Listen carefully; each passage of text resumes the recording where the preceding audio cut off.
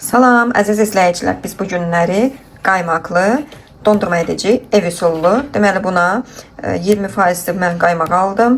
Sonra skişonlu da neçə qramdır? Qoy baxaq. Nəysə tapa bilmədim.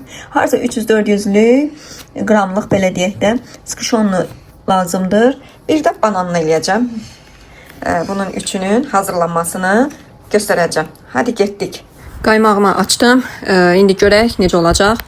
Amma qaymağım duru çıxdı. Əslində qatı çıxmalı idi. Duru çıxdı, sanki süd idi. Neçə alaq görək başımıza nə gəlir. İnşallah ki, yaxşı olar. Keçən illəri bir dəfə elədim. Amma yəni başqa bir qaymaqdan elədim. Xoşuma gəlmədi. Yəni alınmadı belə deyək. Dadı, tamı, ləzzəti öz yerində idi.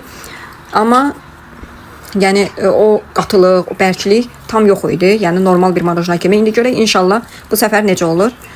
Və skişonunu da açıb üzərinə tökürəm. Onunla bərabər qarışdırmalıyam. Qaymağım çox olduğu üçün, yəni qramı çox olduğu üçün skişonunu bütün tökdüm. Görək inşallah necə olar.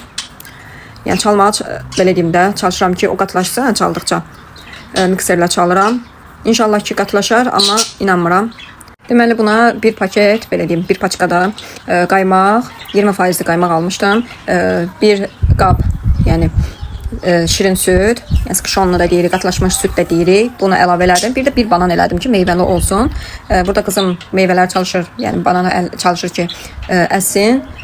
Burada yardım biraz edirəm.